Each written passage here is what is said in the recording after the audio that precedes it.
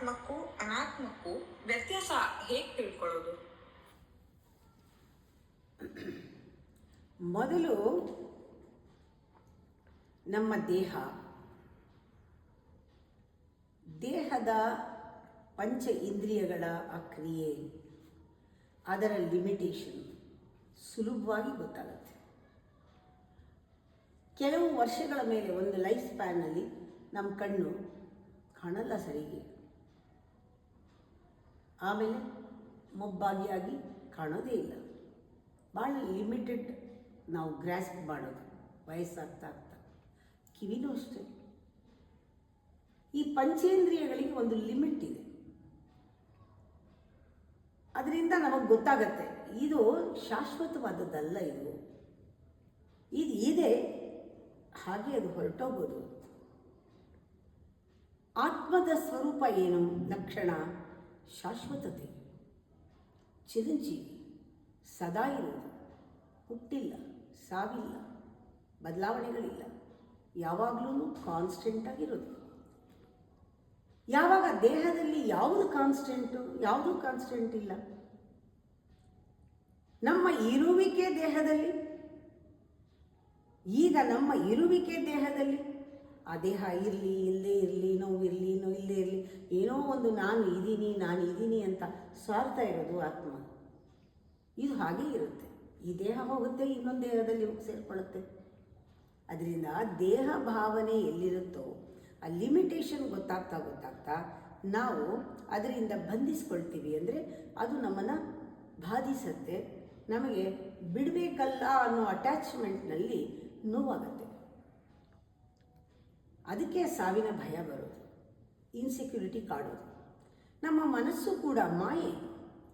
ದೇಹದ ಅನುಭವಗಳನ್ನು ಹೊತ್ಕೊಂಡು, ಪ್ರಪಂಚದ ಅನುಭವಗಳನ್ನು ಇಂದ್ರಿಯಗಳ ಮೂಲಕ ತಿಳ್ಕೊಂಡು ಏನೋ ತನ್ನದೇ ಒಂದು ಲೋಕವನ್ನು ಸೃಷ್ಟಿ ಮಾಡಿದೆಯಲ್ಲ, ಮಾಯಾ ಲೋಕ, ಫ್ಯಾಂಟಸಿ ವರ್ಲ್ಡ್. ಎಲ್ಲಿ ತನಕ ಅದು ನೋಡಿ, ಎಲ್ಲಿ ತನಕ ನೀವು ಇದೆ ಅಂದರೆ ಇದೆ, ಇಲ್ಲ ಅಂದರೆ ಇಲ್ಲ. ಅಂದರೆ ಇದು ಕ್ಷಣಕ್ಕೂ ಬದಲಾಗ್ತಾ ಇರೋದು. ಮನಸ್ಸಿನ ಭಾವನೆಗಳು, ನಂಬಿಕೆಗಳು, ಯೋಚನೆಗಳು, ನೀವು ನಂದೇ ಅಂದ್ಕೊಂಡು ಮಾಡಿರೋ ಸಿದ್ಧಾಂತಗಳು ಎಲ್ಲವೂ ಅಷ್ಟೇ. ನಿನ್ನೆ ಇತ್ತು, ಇವತ್ತಿಲ್ಲ, ನಾಳೆ ಯಾವುದು ಬರುತ್ತೋ ಗೊತ್ತಿಲ್ಲ. ಹೀಗಿರಬೇಕಾದ್ರೆ ನನ್ನ ಆತ್ಮ ಅಂತ ಹೇಳೋಕ್ಕಾಗತ್ತಾ? ಇಲ್ಲ. ಆದರೆ ಸಾಕ್ಷಿಯಾಗಿ ನಾನು ನೋಡ್ತಾ ಇದ್ದೀನಲ್ಲ, ಅದ್ಯಾರು? ಇದನ್ನೆಲ್ಲ ಗೊತ್ತಾಗ್ತಾ ಇದೆಯಲ್ಲ ನಮಗೆ, ಇದು ಆತ್ಮ ಅಲ್ಲ, ಇದು ನಾನಲ್ಲ, ಇದು ನಾನು ಅನ್ನೋದಲ್ಲ. ಇದು ಬರ್ತಾ ಇರೋದು, ಹೋಗ್ತಾ ಇರೋದು. ಬುದ್ಧಿನಲ್ಲಿ ಯೋಚನೆಗಳು ಬರ್ತಾ ಇರೋದು, ಆ ಬುದ್ಧಿನಲ್ಲಿ ನಾನಿದು ಅಂತ ನಾಟಕ ಮಾಡ್ತಾ ಇರೋದು, ಯಾವುದೋ ಒಂದು ಕರ್ಮದ ಒಂದು ವ್ಯಕ್ತಿತ್ವ ಪಾತ್ರ ತೆಗೆದುಕೊಂಡಿರೋದು, ಇದೆಲ್ಲರೂ ಸಾಕ್ಷೀಭೂತವಾಗಿ ನೋಡ್ತಾ ಇರೋದು ಆತ್ಮ. ಬದಲಾವಣೆ ಇಲ್ಲದೆ ಒಂದು ಪರದೆ ಥರ ಅದರ ಮೇಲೆ ಇದೆಲ್ಲ ನಡೀತಾ ಇದೆ.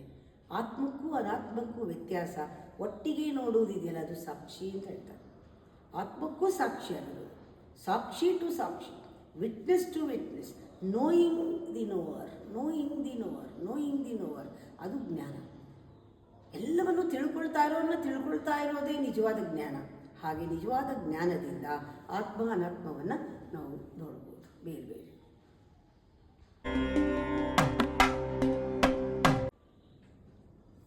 ಅಮ್ಮ, ಗುರು ನಿಜವಾಗಿಯೂ ಶಿಷ್ಯನಿಂದ ಏನು ಬಯಸ್ತಾರೆ? ದೇವರು ಏನು ಬಯಸ್ತಾನೆ? ದೈವತ್ವವನ್ನು ಬಯಸ್ತಾನೆ. ಗುರು ಹಾಗೆ ಗುರುತ್ವವನ್ನು ಬಯಸ್ತಾನೆ. ಎಲ್ಲರಲ್ಲೂ ಕೂಡ ಗುರು ತನ್ನನ್ನೇ ನೋಡೋದಕ್ಕೆ ಇಷ್ಟಪಡ್ತಾನೆ.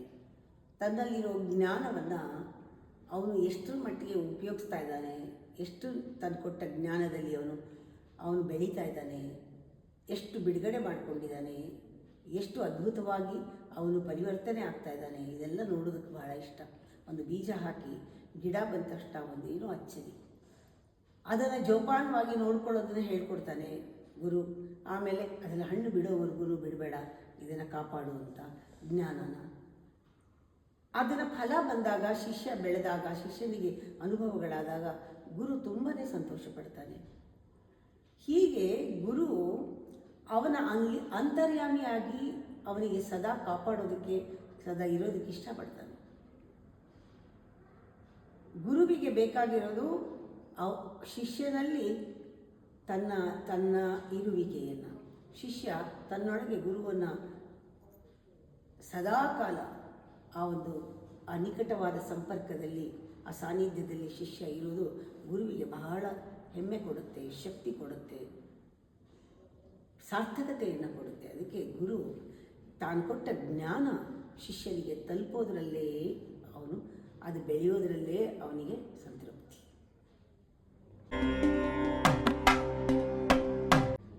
ಅಮ್ಮ, ನಿಜವಾದ ಶಿಷ್ಯ ಯಾರಮ್ಮ? ಶಿಷ್ಯ ಅಂದ್ರೇ ಶಿಕ್ಷಣಕ್ಕೆ ತಯಾರಿರೋನು, ಕಲಿಯುವುದಕ್ಕೆ ತಯಾರಿರೋನು. ಅವನಿಗೆ ಗುರು ಏನಾದರೂ ಹೇಳಿದಾಗ ಅದು ತನ್ನ ಮೇಲೆ ಯಾವ ರೀತಿ ಪರಿಣಾಮ ಆಗುತ್ತದೆ, ತಾನು ಯಾವ ರೀತಿ ಅದನ್ನು ಬಳಸ್ಕೋಬೋದು. ಇವಾಗ ಊಟ ಮಾಡಿದ ತಕ್ಷಣ ನಾವು ಇಷ್ಟಪಟ್ಟು ಊಟ ಮಾಡ್ತೀವಿ, ನಾಲಿಗೆ ರುಚಿ ಇಷ್ಟ, ಒಳಗಡೆ ಹೋದ್ಮೇಲೆ ಇದು ನನಗೆ ತುಂಬ ಮೈಗೆ ಹತ್ತತ್ತೆ ಗೊತ್ತು. ಕೆಲವು ಆಹಾರ ನಮಗೆ ತುಂಬಾ ಪ್ರಿಯವಾಗಿರುತ್ತೆ. ಆ ಥರ ಜ್ಞಾನ ಕೂಡ ಒಂದು ಆತ್ಮಕ್ಕೆ ಆಹಾರ. It's a food for the ಸೋಲ್.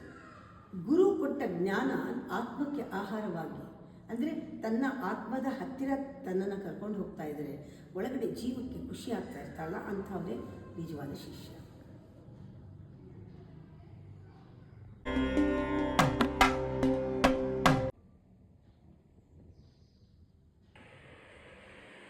ಆನಂದ ಅನ್ನೋದು ನಮ್ಮ ಸ್ವತಂತ್ರವಾದರೆ ಅದಕ್ಕೆ ಶಕ್ತಿ ಇರಬೇಕಲ್ವಾ? ನೀವು ಕೇಳ್ತಾ ಇರೋದು ಸ್ವತಂತ್ರ ಅಲ್ಲ, ಸ್ವಾತಂತ್ರ್ಯ. ಎಸ್, ಸ್ವಾತಂತ್ರ್ಯ ಅಂದರೆ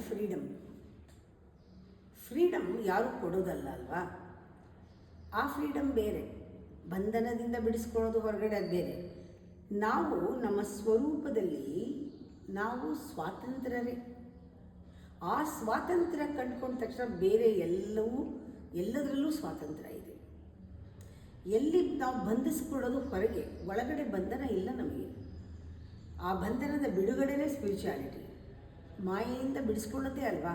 ಅದರಿಂದ ನಮ್ಮ ನಿಜವಾದ ಒಂದು ಕ್ವಾಲಿಟಿ, ಸ್ವರೂಪ, ನಮ್ಮ ನಿಜವಾದ ಅಸ್ತಿತ್ವನೇ ಆನಂದ ಸ್ವರೂಪಿಗಳು ನಾವು.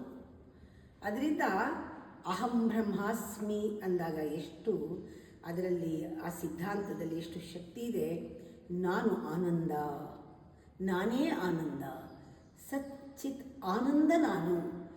ಅದಕ್ಕೆ ಅಷ್ಟೊಂದು ಶಕ್ತಿ ಇದೆ. ಯಾಕೆಂದರೆ ಅದು ಆತ್ಮಶಕ್ತಿ, ಆತ್ಮಬಲ, ಆತ್ಮಾನಂದ, ಸ್ವಾತ್ಮಾನಂದ. ಅಂದರೆ ಇಲ್ಲಿ ನಾವು ನಮ್ಮ ನಿಜವಾದ ಸ್ವರೂಪದಲ್ಲಿರೋದ್ರಿಂದ ನಾನಿದು ನಾನದು ಅನ್ನೋದು ಇಲ್ಲವೇ ಇಲ್ಲ. ಇಲ್ಲಿ ಆ ಡಿವಿಷನ್ನೇ ಇಲ್ಲ, ಆ ಬ್ಯಾರಿಯರ್ಸೂ ಇಲ್ಲ, ಆಮೇಲೆ ಅಲ್ಲಿ ಐಡೆಂಟಿಟಿನೂ ಇಲ್ಲ, ಅಲ್ಲಿ ಕಂಡೀಷನಿಂಗೂ ಇಲ್ಲ, ಅಲ್ಲಿ ಕಾನ್ಫ್ಲಿಕ್ಟೂ ಇಲ್ಲ. ನಾನು ಬೇರೆ ಅವ್ರು ಬೇರೆ ಅಂತ. ಯಾಕೆಂದರೆ ನಾನು ಅನ್ನೋದು ಅದು ಇದು ಅಲ್ಲ, ನಾನೇ, ನಾನು ಆನಂದವೇ. ನಾನು ಎಕ್ಸ್ಪ್ರೆಸ್ ಆದರೆ ಆನಂದವೇ. ಆ ಆನಂದ ಹೊರಗೆ ಬರುವಾಗ ನಾನಾ ರೂಪದಲ್ಲಿ ಬರುತ್ತೆ. ಆನಂದ ಹೊರಗೆ ಬರುವಾಗ ವಿವೇಕ, ಜ್ಞಾನ, ಆನಂದ ಇನ್ನೂ ಹೊರಗೆ ಬರಬೇಕಾದ್ರೆ ನಮ್ಮ ಆಲೋಚನೆಗಳಲ್ಲಿ, ಅಲ್ಲಿಂದ ನಮ್ಮ ಭಾವನೆಗಳಲ್ಲಿ, ನಮ್ಮ ಕರ್ಮದಲ್ಲಿ ಎಲ್ಲ ಥರನೂ ಆಲ್ ಡೈಮೆನ್ಷನ್ಸ್ ಎಕ್ಸ್ಪ್ರೆಸ್ ಆಗುತ್ತೆ. ನಾವು ಫ್ರೀ ಆಗಿರೋದ್ರಿಂದ ನಾವು ಏನು ಬೇಕಾದರೂ ಸೃಷ್ಟಿ ಮಾಡ್ಬೋದು. ಇದು ಸ್ವಾತಂತ್ರ್ಯ, ಫ್ರೀಡಮ್, ಮುಕ್ತಿ ಅಂದರೆ ಸಚ್ಚಿದಾನಂದ ಸ್ವರೂಪ ಅಂತ. ಅದು ನಮ್ಮ ಸ್ವರೂಪ, ನಾವು ಸ್ವತಂತ್ರರೇ.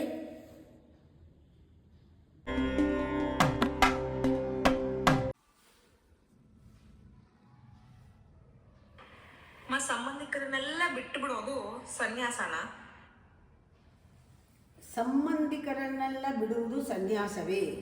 ಖಂಡಿತ ಅಲ್ಲ. ಯಾಕೆ ಅಂದರೆ ಸಂಬಂಧ ಅನ್ನೋದಕ್ಕೆ ಆಳವಾದ ಅರ್ಥ ಸಮ್ಯಕ್ ಬಂಧ, ಬಿಡಿಸಲಾರದೇ ಇರುವಂಥದ್ದು. ಆತ್ಮಾನುಬಂಧ, ಇದು ಪರಮಾತ್ಮನೇ ಒಟ್ಟಲ್ಲಿ ಇಂಟಿಗ್ರೇಷನ್. ಅದು ಒಂದಕ್ಕೊಂದು ಕನೆಕ್ಷನ್ ಇದೆಯಲ್ಲ, ಅದನ್ನೇನಾದ್ರು ಬಿಡಿಸೋಕ್ಕಾಗತ್ತಾ? ಖಂಡಿತ ಇಲ್ಲ. ನಾವೆಲ್ಲರೂ ಕೂಡ ಎಳೆಯಾಗಿ ಪರಮಾತ್ಮನ ಒಂದು ಸೂತ್ರಕ್ಕೆಲ್ಲ ಒಂದು ನಾಡಿ ಇದ್ದರೆ 72,000 ನಾಡಿ ಇದ್ದರೆ ನಾವೆಲ್ಲ ಆ ನಾಡಿಗಳು. ಅಂದರೆ ನಾವು ಯಾರೂ ಬೇರೆ ಬೇರೆ ಅಲ್ಲ. ಸೃಷ್ಟಿನಲ್ಲಿ, ಚರಾಚರದಲ್ಲಿ, ಎಲ್ಲ ಸೃಷ್ಟಿಯಲ್ಲಿರುವ ಪ್ರಾಣಿಗಳು ಕೂಡ, ಎಲ್ಲರೂ ಜೀವಚರಗಳು ಎಲ್ಲ ತಗೊಳ್ಳಿ, ಸೃಷ್ಟಿಯಲ್ಲಿರುವಂಥ ಎಲ್ಲ ಜೀವರಾಶಿಗಳು ಕೂಡ ಒಂದಕ್ಕೊಂದು ಯಾವುದೋ ರೀತಿಯಲ್ಲಿ ಸಂಪರ್ಕ ಇದೆ, ಖಂಡಿತ ಇದೆ, ದೊಡ್ಡ ನೆಟ್ವರ್ಕ್ ಇದೆ. ಸಮ್ಯಕ್ ಬಂಧ ಅಂದರೆ ಆತ್ಮ ಸಂಬಂಧ ಅಂತ, ದೈವ ಸಂಬಂಧ ಅದು. ಅದರಿಂದ ಬಿಡಿಸ್ಕೊಂಡು ಹೋಗೋದು ಸಾಧ್ಯವೇ ಇಲ್ಲ. ಯಾರು ಯಾರಿಂದನೂ ಬಿಡಿಸ್ಕೊಂಡು ಹೋಗೋಕ್ಕಾಗಲ್ಲ. ಬಿಡಿಸ್ಕೊಂಡು ಹೋಗುವಂಥದ್ದೇನು ಅಂದರೆ ಬಂಧನ ಮಾತ್ರ. ಸಂಸಾರ ಯಾರಿಗಾದರೂ ಬಂಧನ ಆಗಿದ್ದರೆ ಆ ಬಂಧನ ಬಿಡಿಸ್ಕೊಳ್ಬೇಕೇ ಹೊರತು ಬಂಧನ ಬಿಟ್ಟರೂ ಸಂಬಂಧ ಇದ್ದೇ ಇರುತ್ತೆ. ಸಂಬಂಧ ಪ್ರೇಮದಿಂದ ಅದು ಹೆಣೆದಿರುತ್ತೆ, ಅದೊಂದು ಬೆಳಕಿಂದ ಹೆಣೆದಿರುತ್ತೆ, ಅದು ಎನರ್ಜಿ ನೆಟ್ವರ್ಕ್. ಅದು ಅದರಿಂದ ಬಿಡಿಸ್ಕೊಳ್ಳೋಕ್ಕಾಗಲ್ಲ. ಅದು ಯಾರು ಏನು ಅದೊಂದು ಸಪ್ರೇಟ್ ಆಗೋಕ್ಕಾಗೋದೇ ಇಲ್ಲ. Inseparable, integrated, single, simple, harmonious whole, that is called ಸಮ್ಯಕ್ ಬಂಧ. ನಾವು ಬುದ್ಧಿವಂತಿಕೆಯಿಂದ ಮಾಡಿಕೊಂಡು ಇವ್ರು ನಮ್ಮ ಸಂಬಂಧಿಕರು, ರಕ್ತ ಸಂಬಂಧಿಕರು, ಇವ್ರ ಸಂಬಂಧ ಒಂದು ಯಾವುದೋ ಒಂದು ರಿಲೇಟ್ ಮಾಡ್ಕೊಂಡಿರ್ತೀವಲ್ಲ, ಆ ರಿಲೇಟಿವ್ಸು ಅದು ನಾವು ಸಂಬಂಧಿಕರು ಅಂದರೆ ಅವ್ರನ್ನ ಬಿಡಿಸ್ಕೊಂಡು ಹೋಗೋದು ಅಂತಂದರೆ ಸನ್ಯಾಸ ಆಗೋದಿಲ್ಲ. ಸನ್ಯಾಸ ಅವರೆಲ್ಲ ಇರಬೇಕು, ಆದರೆ ಅವರು ನಮ್ಮನ್ನು ಬಾಧಿಸಬಾರ್ದು, ಅವರು ನಮ್ಮನ್ನು ಬಂಧಿಸಬಾರ್ದು. ಅದರಿಂದ ಎಲ್ಲೂ ಬಿಡಿಸ್ಕೊಂಡು ಹೋಗೋಕ್ಕೆ ಸಾಧ್ಯವೇ ಇಲ್ಲ. ಸಂಸಾರದಲ್ಲಿ ಇದ್ರೂ ಅದನ್ನು ಅಂಟಿಸ್ಕೊಳ್ದೇ ಇರೋನೇ ನಿಜವಾದ ಸನ್ಯಾಸಿ.